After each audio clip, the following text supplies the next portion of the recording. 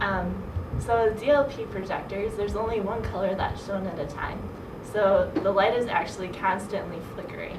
However, the colors are projected so quickly that it appears to be constantly lit, and it also allows for those colors to blend together to give any color imaginable. And then, like the other projectors, it goes through a lens and projects onto the screen. Here's a diagram of the DLP projector. So you start with your lamp.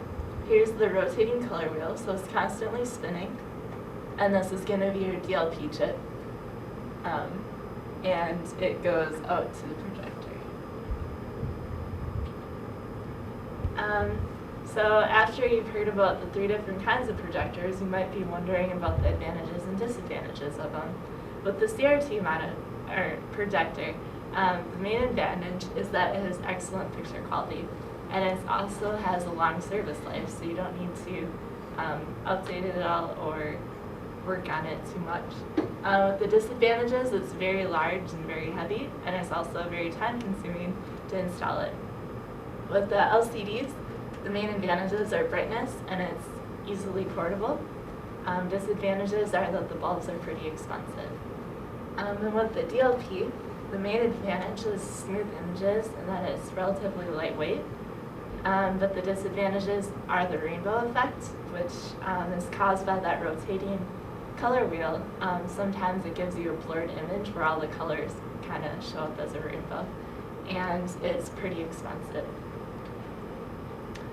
So here at UWL, our main type of projector, which we've recently upgraded to, is the Epson PowerLight Pro. Some of its specifications, it's a 3 LCD technology that we use. It uses white light and color light outputs, and those are at 4200 lumens. There's 3 different main aspect ratios that it supports, and those are 4:3, 16:9, and 16:10.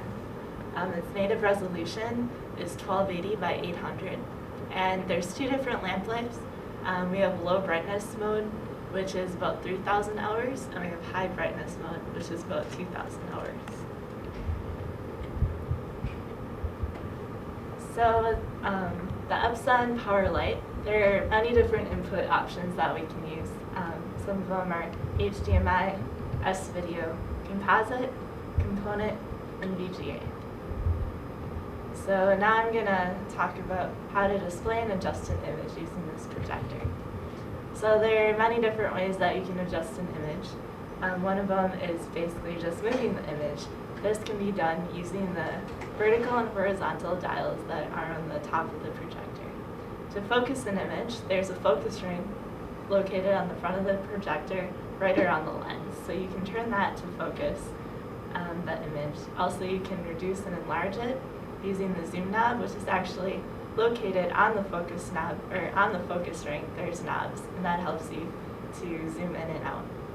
And lastly, you can adjust the shape by using the keystone, and this is found in the menu under Settings. Next, I'll talk about how to clean an air filter on one of these projectors. So the filter is located in the front of the projector, actually right here. There's a little tab that you pull out and you remove the filter, and then there's a cover that it sits in, so you remove it from the cover, and this is pretty easily done. And then here we vacuum out the filter and replace it in the cover and slide it back in. Pretty easy. And lastly, I'll talk about how to replace a projector bulb on these projectors.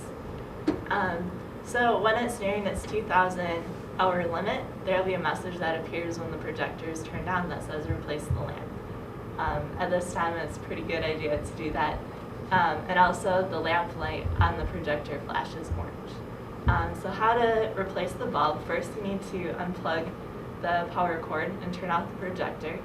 And then on the left side of the projector, there are 2 captive screws that hold the door for the lamp in place. So you unscrew those, and then there's 2 captive screws that are actually holding the lamp in place, so loosen those, and you can remove the bulb, insert the new ones, and then we also reset the lamp hours, and you can do that under the main menu, and there's a reset option. And then also be very cautious not to touch the glass. our hands naturally have a lot of oils on them that can actually make the bulb explode.